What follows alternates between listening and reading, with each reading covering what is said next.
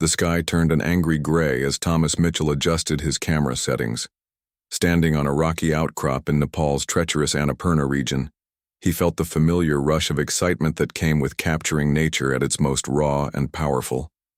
At 34, Thomas had built his reputation as one of the most daring adventure photographers in the field, always pushing boundaries to get the perfect shot. Just one more, he whispered to himself, leaning dangerously close to the edge. The valley below disappeared into swirling mist, and the distant peaks looked like they were floating on clouds. It was breathtaking, exactly the kind of moment he lived for. That evening in his small tent, as rain pattered against the canvas, Thomas reviewed his photos with growing excitement. But it wasn't just the landscape shots that had his heart racing. 3 days earlier, while exploring an unmarked path, he'd stumbled upon something unexpected, something that shouldn't have been there. He reached for his satellite phone and dialed home. "Mom," he said when Elaine picked up, his voice barely audible over the static. "I found something. I can't really talk about it now, but it's big. Really big." "What is it, honey?" "You sound strange," Elaine replied, concern edging into her voice. "I can't say much. The battery's almost dead and the signal's terrible. But I've documented everything. If anything happens..." The line cut out before he could finish. That was the last anyone heard from Thomas Mitchell. When he missed his scheduled check-in 3 days later, his guide contacted local authorities. Search parties combed the mountains for 2 weeks, battling harsh weather and difficult terrain. They found his abandoned campsite, his backpack with supplies still inside, but no sign of Thomas himself. "The ravine systems in this area are extremely dangerous," explained the head of the rescue team to Thomas's family over a video call. "Flash floods are common this time of year. We found evidence of a recent landslide near his last known location." Thomas's father and younger sister listened with tears streaming down their faces as the official continued. "I'm very sorry, but given the circumstances and the time that has passed, we must presume that Mr. Mitchell has been lost." Back in Boston, the news hit the photography community hard. Thomas had been not just talented but genuinely liked, always willing to mentor younger photographers and share his knowledge. His social media pages became memorials, filled with messages from friends, colleagues, and fans sharing memories and expressing shock. Everyone grieved, everyone except Elaine Mitchell. "He's not dead," she insisted whenever anyone offered condolences. At 65, Elaine was still sharp as a tack, her years working in cybersecurity having given her an analytical mind that refused to jump to conclusions without proof. Her husband Robert tried to reason with her. "Honey, I know it's hard to accept, but the evidence..." "What evidence?" Elaine interrupted. "They didn't find a body, and Thomas knows those mountains better than most guides. He's survived worse conditions. As weeks turned into months even..."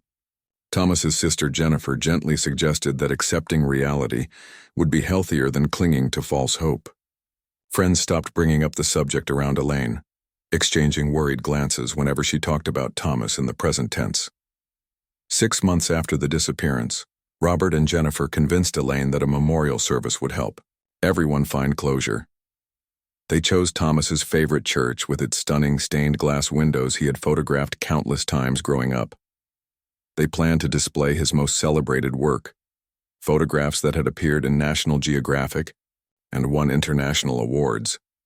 Elaine agreed reluctantly, but the night before the service she couldn't sleep. Something kept nagging at her, something about that last phone call. Thomas had mentioned documenting everything, but the police report stated his professional camera equipment was missing from the campsite. As dawn broke on the day of the funeral, Elaine went to the storage room where they'd placed Thomas's personal belongings that had been shipped back from Nepal. Kneeling beside his old camera bag, not his professional one but the first bag he'd ever owned, she felt along the inner lining and discovered a hidden pocket. Inside was a small external hard drive, what Elaine would discover on that drive, and what she would do with that information at her son's funeral, would shock everyone who thought they knew the truth about Thomas Mitchell's fate. For 6 weeks after Thomas disappeared, Elaine Mitchell moved through her days like a ghost. She went through the motions, making coffee, checking mail, watering plants, but inside a storm raged. While the rest of the family sank into mourning, something deep inside her refused to accept that her son was gone. "You need to eat something," Robert would say, pushing a plate toward her at dinner. Elaine would nod and take a few bites to please him, but food had lost its taste. Sleep came in short, restless bursts, filled with dreams of Thomas calling for help. Their home in Boston became unbearably quiet. Thomas had always filled the space with energy. His booming laugh, the click of camera shutters, the endless stories of his adventures. Now there was just silence and the careful way everyone spoke around her as if words might shatter her. Jennifer, Thomas's younger sister, flew in from Chicago to help with arrangements. Elaine overheard her one night talking softly to Robert in the kitchen. "Dad, I'm worried about Mom. It's not healthy the way she's holding on." "Your mother has always been stubborn," Robert replied with a sigh. "She needs time." "It's been 6 weeks. The authorities have been clear. We need to help her accept reality so she can start healing." Elaine slipped away before they noticed her. In her bedroom, she pulled out the photo album from Thomas's childhood. There he was at 8 years old, holding up his first camera, a birthday present she'd saved for months to buy. Even then, his eyes had that spark, that curiosity about the world. "They don't understand," she whispered to the photograph. "A mother knows." The following morning, Jennifer approached her gently about planning a memorial service. "We all need closure, Mom. Thomas would want us to celebrate his life." Elaine wanted to argue, but saw the pain in her daughter's eyes. Jennifer was grieving too, in her own way. "All right," she finally agreed. "We'll have a service, but I'm not calling it a funeral." They chose the old church where Thomas had been baptized. Friends and colleagues offered to speak. Someone suggested displaying his photography, the images that had made him famous in his field. The local newspaper ran a feature about his work and tragic death, calling him a visionary lost too soon. Throughout the preparations, Elaine went along, nodding at appropriate moments, signing papers when needed. But at night, she reviewed that final phone call in her mind over and over. "I've documented everything," he'd said. What had he found? And why did it matter so much? The day before the memorial, a package arrived from Nepal. Thomas's personal effects recovered from his hotel room. Clothes, books, toiletries, ordinary things that broke Elaine's heart all over again with their familiarity. His favorite sweater still smelled like him. That night, alone in her study, she spread the items across her desk. Nothing unusual, nothing that offered any clues. Just as she was about to put everything away, she noticed his old travel journal. Thomas had kept journals since he was a teenager, filling them with observations and sketches. This one was only half-filled. The last entry was dated 3 days before his disappearance. "Meeting with Elle tomorrow about what I found near the temple ruins. Not sure who to trust here. If my suspicions are right, this goes deeper than just archaeological theft." Elaine's hands trembled. This wasn't the writing of someone planning to disappear into a ravine. This was someone who had discovered something dangerous. She stayed up all night reading through the journal again and again. By morning, when Robert knocked on her door to remind her it was time to get ready for the memorial, Elaine had dark circles under her eyes, but a new determination in her step. "I'll be ready in an hour," she told him, her voice stronger than it had been in weeks. At the church, people gathered in somber groups. Thomas's photographs lined the walls, majestic mountains, vibrant marketplaces, intimate portraits of people from around the world. His talent was undeniable, capturing not just images but moments of pure humanity. Elaine sat in the front row, clutching her handbag tightly. Inside was Thomas's journal and the hard drive she'd found hidden in his old camera bag. She listened, as friends shared memories, as his editor from National Geographic spoke about his remarkable eye, as Jennifer read a poem through tears. All the while, her mind was racing, piecing together the puzzle. What had her son discovered? Who was Elle? And most importantly, if Thomas had gone into hiding rather than died in an accident, where would he go? When it was her turn to speak, Elaine approached the podium slowly. The church fell silent, everyone preparing for the heartbreaking words of a grieving mother. No one was prepared for what Elaine Mitchell would do next. The church was silent as a painting. Golden light spilled through stained glass windows, casting colorful shadows on the faces of over 100 people who had come to say goodbye to Thomas Mitchell. His photographs lined the walls. Mountains, reaching into clouds, children laughing in far-off villages, sunsets that looked too beautiful to be real. In the front row sat Robert, head bowed, occasionally dabbing at his eyes with a handkerchief. Next to him, Jennifer clutched a tissue, her shoulders shaking with quiet sobs. The minister spoke in gentle tones about a life well lived, though cut tragically short. "And now," he said, "Thomas's mother Elaine would like to share some memories." The congregation shifted in anticipation. Some exchanged concerned glances. Everyone knew how hard Elaine had taken the news, how she'd refused to accept what had happened. They expected tears, perhaps even a breakdown. What they didn't expect was the steady, determined woman who walked to the podium, her back straight, her eyes clear. She placed a small notebook on the wooden stand and looked out at the sea of faces.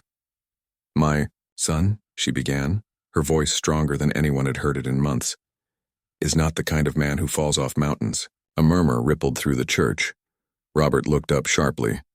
"I've spent the last 6 months listening to everyone tell me that I need to accept reality, that I need to find closure." She paused, taking in the uncomfortable shifts in posture, the awkward glances.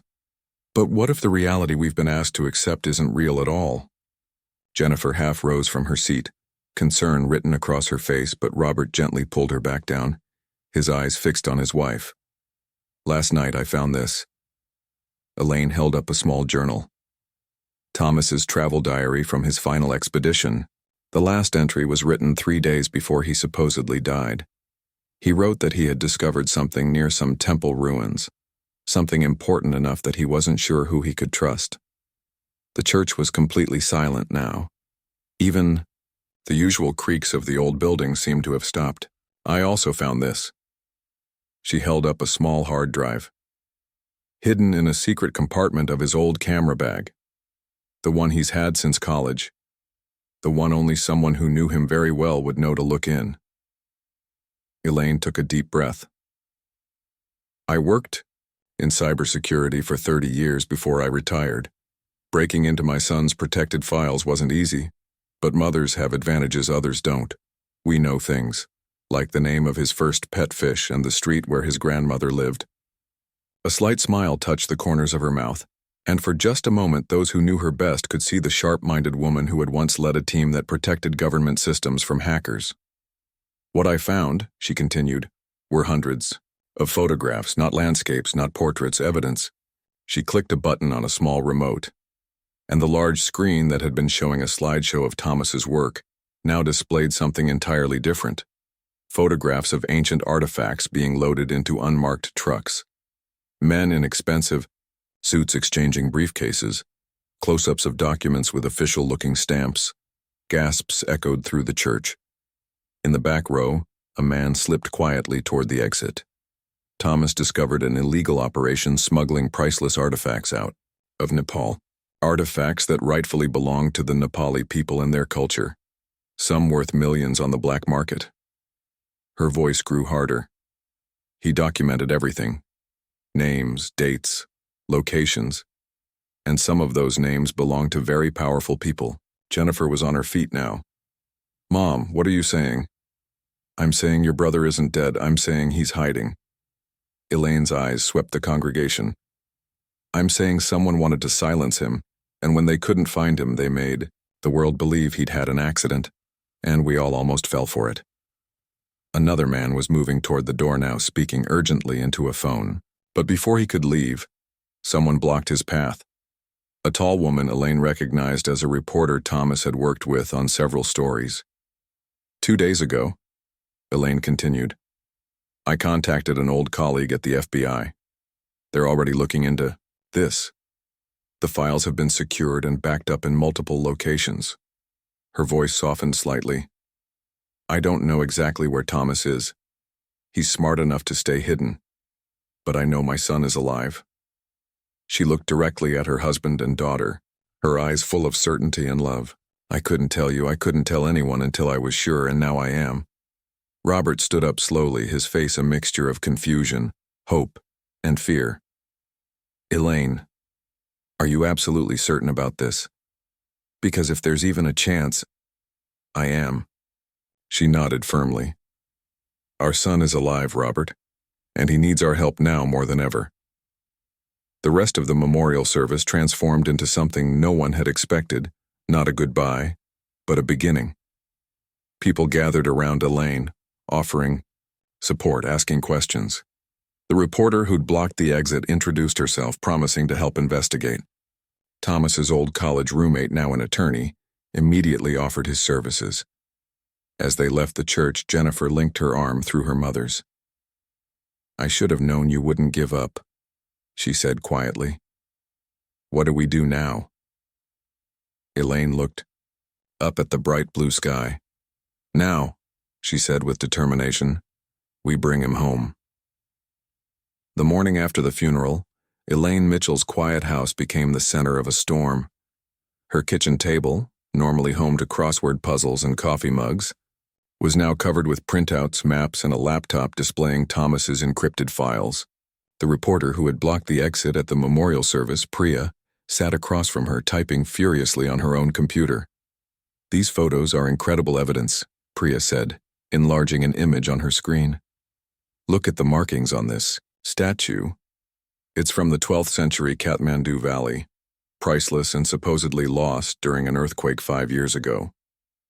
Robert paced behind them, still trying to process everything. "I don't understand why Thomas didn't come to us for help. Why fake his own death?" Elaine looked up from the journal she was studying. "Because he didn't fake it, Robert. Someone else did." She tapped a page in the journal. "Here, look at this entry from 3 days before he disappeared. Met with L. Again, he's terrified. Says if they discover he's been talking to me, his family will be in danger." Jennifer brought in a fresh pot of coffee. The lack of sleep showed on everyone's faces, but no one wanted to rest. Not now. "Who's L?" she asked, refilling mugs. "I think it's this man." Elaine pulled up a photo showing Thomas with an older Nepali man standing near some ruins. "His name is Lakshman, according to the file data. He worked as a site guardian at one of the temples." Priya nodded. "If he was the whistleblower, he'd have reason to be afraid. The art trafficking network in that region has connections to some very powerful people." The doorbell rang, making everyone jump. Robert went to answer it while Elaine quickly closed the laptop. He returned moments later with a tall man in a crumpled suit who introduced himself as Agent Chen from the FBI's art crime team. "Mrs. Mitchell," he said, setting his briefcase on a clear corner of the table. "I've reviewed the files you sent us. I have to say your son gathered some extremely compelling evidence." "Then you believe he's alive?" Jennifer asked eagerly. Agent Chen hesitated. "We're pursuing all possibilities. The timing of his disappearance, combined with what these photos show." He spread several official-looking documents on the table. "We've been tracking this network for years, but they're careful. Your son may have given us the break we needed." For the next few hours they worked together, piecing together the puzzle Thomas had started solving. The artifacts were being smuggled through a complex route, from Nepal to India, then by ship to private collectors in Europe and America. The operation was run by a consortium of wealthy businessmen, including the CEO of a major tech company and a former diplomat. "The question is," Agent Chen said, rubbing his tired eyes, "if Thomas is alive, where would he go?" Elaine had been quiet for a while, flipping back and forth between pages of the journal. "I think I know," she said suddenly. Everyone looked at her expectantly. "There's a pattern in his later entries. He keeps mentioning a place called Grandmother's Window." Robert frowned. "That doesn't make sense. Your mother never went to Nepal." "No," Elaine said, excitement growing in her voice. "But when Thomas was 10, we took him to that photography exhibition at the museum, remember? His favorite photograph was called the grandmother's window. It showed an old stone window frame in a village called Bandipur. Priya was already typing. Bandipur is about a 4-hour drive from Kathmandu. It's a mountain village, preserved traditional architecture, not many tourists. The perfect place to hide, Agent Chen finished. Small enough to notice strangers, remote enough to stay off the radar. But how would he survive there all this time? Jennifer asked. He'd need money, documents. Elaine smiled for the first time in months, a smile full of pride and certainty. Thomas learned to blend in anywhere. It's what made him such a good photographer. And he always kept an emergency fund in an account I helped him set up years ago. She turned to the agent. What happens now? Agent Chen closed his briefcase. Now we move carefully. If your son is alive and in hiding, approaching him directly could put him in danger. These people have resources and won't hesitate to silence anyone who threatens them. So what's the plan? Robert asked, his protective instincts finally finding direction. We set up surveillance in Bandipur, quietly, and we prepare to move against the trafficking network using Thomas's evidence. The agent handed Elaine his card. In the meantime, you need to be careful. As far as the world knows, you just held a memorial service for your son. Let's keep it that way. After he left, the family sat in silence for a moment, the magnitude of what they'd discovered settling over them. Their grief had transformed into something else. Purpose, determination, hope. Jennifer reached across the table and squeezed her mother's hand. How did you know, Mom? How did you know he wasn't gone when everyone else believed it? Elaine looked down at the journal, at her son's familiar handwriting. Because I know my son, and Thomas doesn't leave things unfinished. She closed the journal gently. Now we help him finish this. Outside, the afternoon sun broke through the clouds, casting long shadows across the yard. Somewhere halfway around the world, they all now believed Thomas Mitchell was waiting for the right moment to come home. 3 days after the memorial service, the Mitchell house had transformed into something resembling a war room. Maps of Nepal covered the walls, sticky notes marking potential locations where Thomas might be hiding. Agent Chen had set up secure communication channels and brought in 2 more agents who specialized in international operations. Elaine barely slept. Every time she closed her eyes, she imagined her son alone in a foreign country, looking over his shoulder, never feeling safe. The mother in her wanted to book the next flight to Nepal and search every village herself. The cybersecurity expert in her knew that would be the worst possible move. We've got movement, Priya announced early that morning, rushing into the kitchen where Elaine was making coffee. She placed her laptop on the counter, showing a news article from a small Nepali publication. 3 arrests made in connection with missing artifacts from Kathmandu Museum. Officials cite anonymous photographic evidence. Agent Chen looked over her shoulder, his expression serious. They're moving faster than I expected. Someone in the Nepali government must have received Thomas's evidence too. Is that good or bad? Robert asked, joining them with dark circles under his eyes. Both, the agent replied. It means the case is building, but it also means our traffickers now know for certain that evidence exists. They'll be looking for its source. Jennifer, who had taken leave from her job to help, brought in a tray of bagels no one would eat. Do you think Thomas knows about the arrests? If he's in Bandipur, he might, Priya said. It's remote but not completely cut off. They have internet in the larger guest houses. Elaine stared at the article, studying the grainy image of police leading handcuffed men into a building. Something caught her eye, not in the foreground, but in the background. A figure standing across the street, partially obscured by a market stall. She pointed, hands shaking slightly. Can you enlarge this? Priya zoomed in, the image becoming pixelated but still clear enough. A man with a beard and local clothing, carrying a shopping bag. Nothing remarkable except for the way he stood. Weight on his right foot, left shoulder slightly higher than the right. A posture Elaine would recognize anywhere. That's him, she whispered. That's Thomas. Agent Chen leaned closer. You're sure? A mother knows her son, Elaine said firmly. Even with the beard, even from behind. That's Thomas's stance. He broke his collarbone when he was 12. It never quite set right. His left shoulder always sits higher. The room buzzed with new energy. This wasn't just hope anymore. It was confirmation. Thomas was alive and he was tracking the case. The article says these arrests happened in Kathmandu. Agent Chen noted. Not Bandipur, he's moving around. And taking risks, Robert added, worry creasing his forehead. If we recognized him from this photo, others might too. Agent Chen made a quick call to his team, speaking in clipped professional tones. When he hung up, his expression was grave. We've got a complication. One of the men arrested is talking.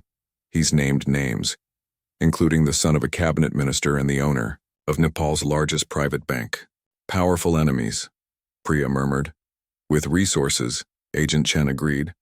We need to move up our timeline. My team in Kathmandu is ready, but extracting your son safely just got a lot more challenging. Elaine stood suddenly, determination flashing in her eyes. I'm going. Absolutely not, Agent Chen said firmly. Mrs. Mitchell, I understand. No, you don't. Elaine cut him off. Thomas isn't just hiding from the bad guys. He's hiding from everyone, including authorities. Even if your agents find him, he won't trust them. He'll disappear again. Mom's right, Jennifer said quietly. Thomas has always been cautious. After what he discovered, he won't trust badges or official credentials. But he'll trust you, Agent Chen said, understanding dawning. Elaine nodded. I raised a smart, careful man. He's not going to walk into an embassy or approach officials. But if he sees me, really me, not just a message that could be forced or faked, he'll know it's safe. Robert stood beside his wife. We're both going. Agent Chen looked like he wanted to argue but instead sighed heavily. This goes against protocol in about 12 different ways. He paused, then nodded reluctantly. But it might be our best option. We can arrange diplomatic cover. A senior couple visiting cultural sites with a guide. That guide will be one of our agents. How soon can we leave? Elaine asked, already mentally packing. Tomorrow morning. We'll brief you on the flight, and, Mrs. Mitchell, he added seriously, this is still an active federal investigation into an international crime ring. You follow our lead, our rules. Elaine met his gaze steadily. Agent Chen, 6 months ago the world told me my son was dead. Now I know he's alive but in danger. I've followed your rules, shared his evidence, and waited patiently. I will continue to be cooperative but understand one thing very clearly. Her voice was calm but left no room for argument. I am bringing my son home. That night, as Elaine packed a small suitcase, she found herself in Thomas's old room. It remained exactly as he'd left it during his last visit home. Photography, books stacked on the nightstand, an old film camera on the shelf, faded posters of mountains on the walls. She sat on the edge of his bed holding a framed photo of Thomas at his college graduation. I'm coming, sweetheart, she whispered to the image of her smiling son. Just hold on a little longer. Halfway around the world in a small tea shop in Kathmandu, Thomas Mitchell saw the news of the arrests on a television mounted on the wall. He sipped his tea calmly, though his heart raced. The first dominoes were falling. Soon he would know if it was safe to come out of the shadows or if he needed to disappear even more completely. Either way, he had no idea that his mother was about to board a plane, determined to find him. The 14-hour flight to Kathmandu felt like the longest journey of Elaine Mitchell's life. She spent most of it studying maps of Nepal and memorizing the briefing materials Agent Chen had provided. Robert dozed fitfully beside her, waking, occasionally to squeeze her hand or offer quiet encouragement. What if we're wrong? He whispered once as the plane began its descent. What if he's not in Bandipur after all?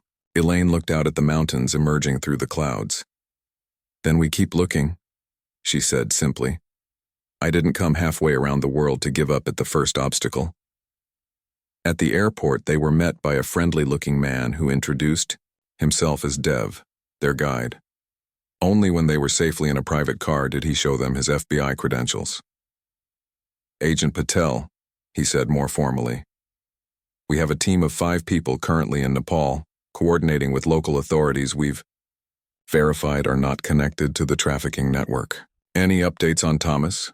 Elaine asked immediately. Nothing confirmed, Agent Patel replied. But there have been reports of a Western man matching his description in several locations around Kathmandu in the past 48 hours. He appears to be monitoring the situation with the arrests, taking more risks, Robert muttered, or preparing to make contact, Elaine countered. He would want to know if it's safe before reaching out. Their hotel was small but secure, with plainclothes agents in rooms on either side of them. As promised, they were disguised as a senior couple touring cultural sites, equipped with sensible walking shoes, guidebooks, and cameras. The best covers, Agent Chen had explained, were the ones closest to truth.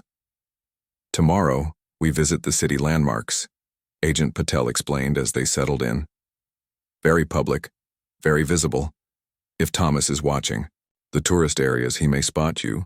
The day after we travel to Bandipur. That night Elaine could barely sleep. Through the thin curtains, she could see the silhouette of the Himalayas against the night sky.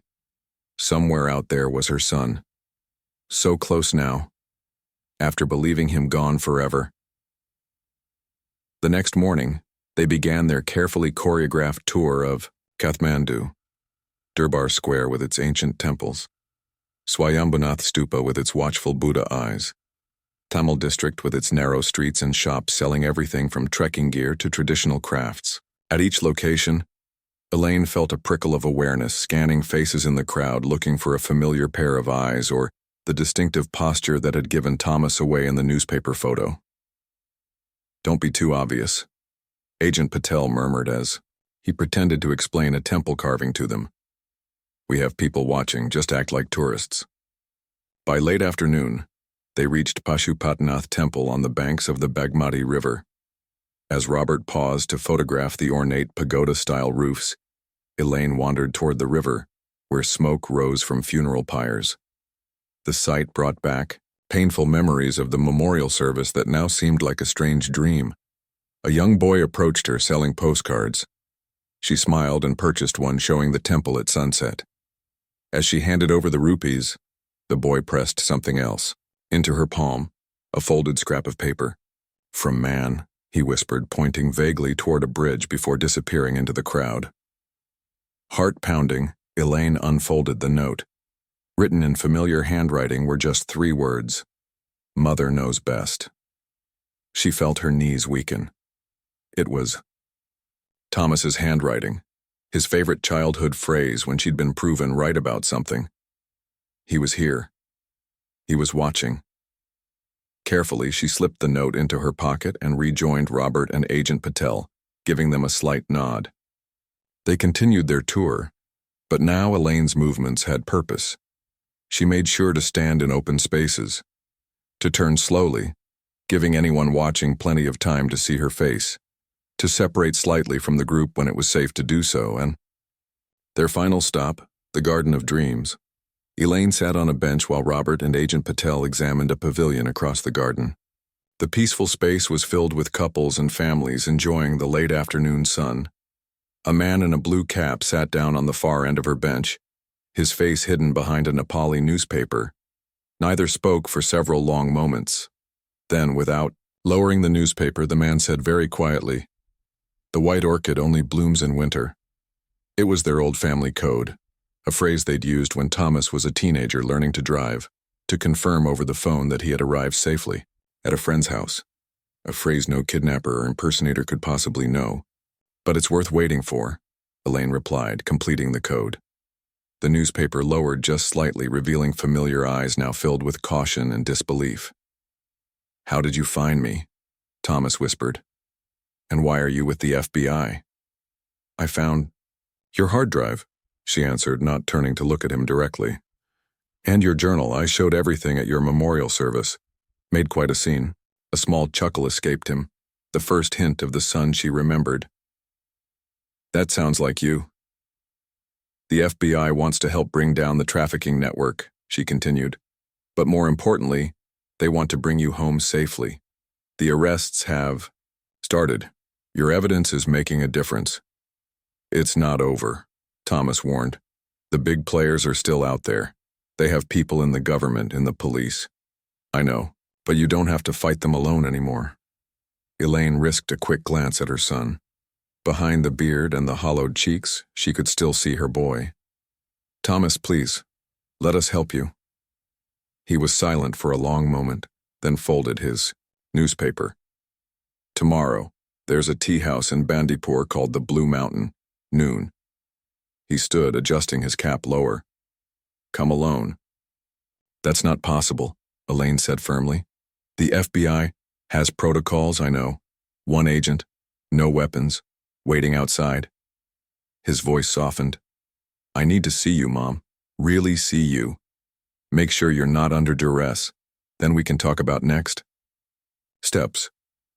Across the garden, Robert was turning, scanning for his wife. Agent Patel's posture had stiffened, sensing something was happening. I'll be there, Elaine promised. But Thomas, be careful.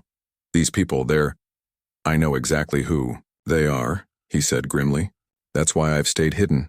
But you've changed the game. He hesitated, then added softly, I missed you. All of you.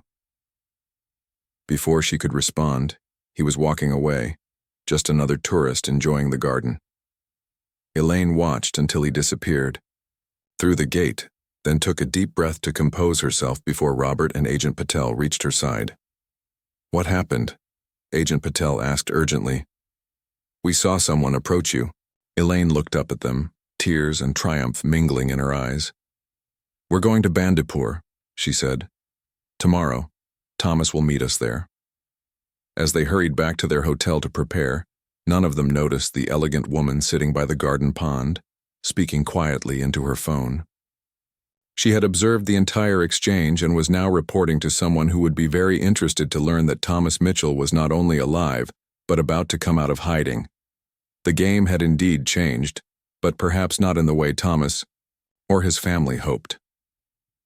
Dawn broke over Bandipur, painting the Himalayan foothills in shades of gold and pink. The ancient village, perched on a ridge with its traditional Newari architecture, looked like something from a storybook. Under different circumstances, Elaine would have appreciated its beauty. Today, her mind was focused on only one thing, seeing her son again. The jeep will take us as far as the village entrance, Agent Patel explained as they bounced along the winding mountain road. From there, we walk. Remember, I'll stay outside the tea house as agreed, but we'll have 2 more agents positioned nearby. Robert adjusted his hat nervously. What if it's a trap? What if someone followed Thomas yesterday? We've taken precautions, Agent Patel assured him. And we've had no unusual activity reported. Elaine gazed out the window, watching terraced fields and small farms pass by. After 6 months of grief followed by days of frantic planning, the moment was almost here. She felt surprisingly calm. He'll be there, she said with quiet certainty. And this time he's coming home with us. The Blue Mountain Tea House sat at the far end of Bandipur's main street, a 2-story building with carved wooden balconies overlooking the valley. A few tourists and locals sat at tables, enjoying the morning sunshine. Nothing seemed out of place or suspicious. As planned, Agent Patel found a spot across the street, pretending to photograph the mountains while maintaining a clear view of the tea house entrance. Robert squeezed Elaine's hand tightly before they walked inside. The interior was cool and dim after the bright sunshine. Small tables were scattered around, most empty at this hour. A young woman approached with a welcoming smile, leading them to a corner table partially screened by a wooden partition. Perfect for a private conversation, they ordered tea they wouldn't drink and waited. The minutes stretched painfully. 11:50, 11:55, noon. The side door opened and Elaine's heart stopped. There he was, thinner than she remembered, his hair longer, his face more weathered. But unmistakably her son. Thomas hesitated in the doorway, scanning the room carefully before his eyes found hers. No one moved for a long moment. Then Elaine stood, and suddenly Thomas was crossing the room in quick strides. He wrapped his arms around her, holding her so tightly she could barely breathe. She didn't care. Her son was alive, warm and real in her arms. "I'm sorry," he whispered against her hair. "I'm so sorry for what I put you through." Robert joined the embrace, one hand gripping his son's shoulder as if to convince himself this was real. "You're okay," he kept saying. "You're really okay." When they finally separated, Thomas slid into the chair opposite them, keeping his back to the wall and his eyes on the entrances. Old habits of a man who'd spent months in hiding. "I can't believe you found me," he said, shaking his head in wonder. "And that stunt at the memorial, Mom, that was either the bravest or craziest thing you've ever done." "Both," Robert said with a weak smile. "Your mother nearly gave me a heart attack." Elaine reached across the table, taking her son's hand. His fingers were calloused, his nails short and clean, the hands of someone who'd been working hard. "Tell us everything," she said. "From the beginning." Thomas took a deep breath. "I was documenting temple restoration projects when I noticed inconsistencies. Artifacts that should have been in the inventory weren't. Items that were supposedly damaged beyond repair during the earthquake were showing up in private collections abroad." His expression darkened. "I started asking questions the wrong people noticed." "Lakshman," Elaine said. "The site guardian." Thomas looked surprised. "You know about him?" "We found your journal, your hard drive." He nodded slowly. "Lakshman was my source. He'd been keeping records for years but was too afraid to come forward. When I showed him my photos matching stolen artifacts to international sales, he finally agreed to help me build a case." His voice dropped. 3 days after our last meeting, someone tried to grab me off the street in Kathmandu. I managed to get away, but I knew then how serious this was." "So you disappeared," Robert said. "I had to. These people have connections everywhere. Police, government, tourism board. I couldn't trust official channels, and I couldn't risk putting you in danger by contacting you." Thomas ran a hand through his hair. "I changed my appearance. Used.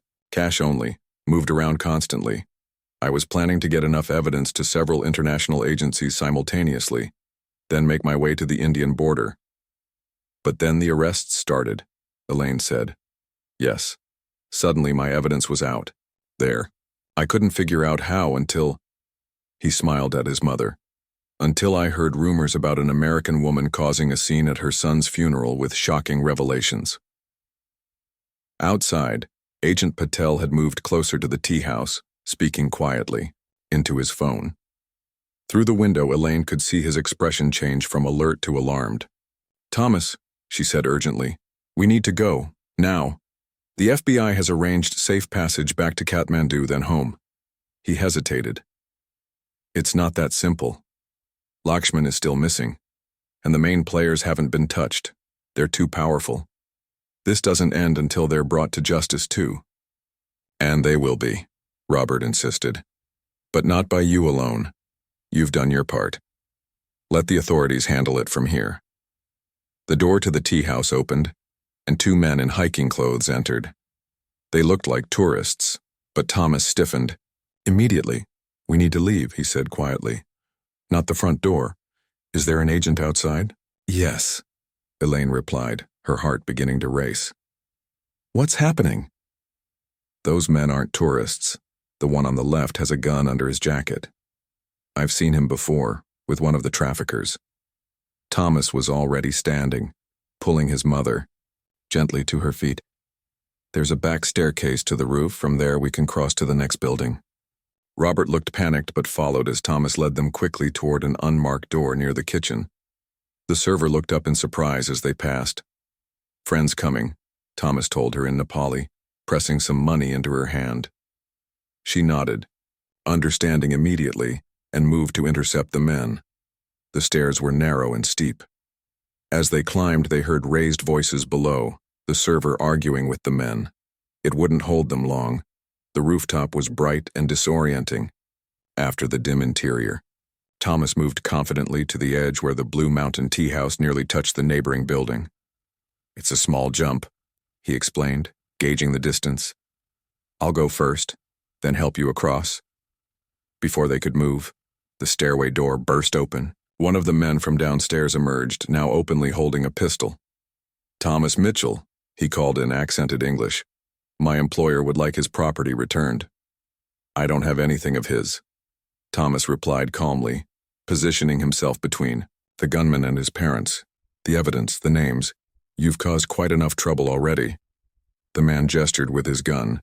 "Come with me now, and perhaps your parents can enjoy their vacation unharmed." Elaine watched her son's shoulders tense, saw the calculation in his eyes. She knew what he was thinking. Surrender himself, to save them. Before he could speak, shots rang out from the street below. The gunman turned instinctively toward the sound, and in that moment Thomas acted. He charged forward, ducking low and driving his shoulder into the man's midsection. They grappled briefly before Thomas landed a solid punch.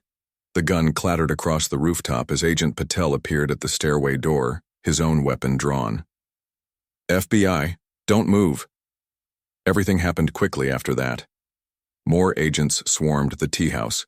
The gunmen were handcuffed and led away. Thomas, breathing hard but unharmed, pulled his parents into another tight embrace. "It's over," Agent Patel told them, as they were escorted to a waiting vehicle. "We've apprehended the remaining members of the network. Your evidence, combined with what Thomas gathered, gave us everything we needed." As their convoy wound down the mountain road toward Kathmandu, Thomas sat between his parents, exhaustion finally catching up with him. Elaine watched the tension gradually leave his body with each mile that separated them from danger. "What happens now?" he asked quietly. "Now we go home," she answered, squeezing his hand. "Now you come back to life." 2 weeks later, on a quiet Sunday morning, Elaine Mitchell sat on her back porch in Boston, drinking coffee and watching birds at the feeder. Inside, she could hear Thomas and his father talking about rebuilding the old dark room in the basement. Normal sounds, family sounds. There would be statements to give, testimonies in court, eventually. Thomas's story had made international headlines. Photographer, back from the dead, exposes artifact smuggling ring. But for now, in this moment, what mattered most was much simpler. Her son was home. The funeral had not been an ending, but a beginning. And a mother's unshakable faith had brought him back to life.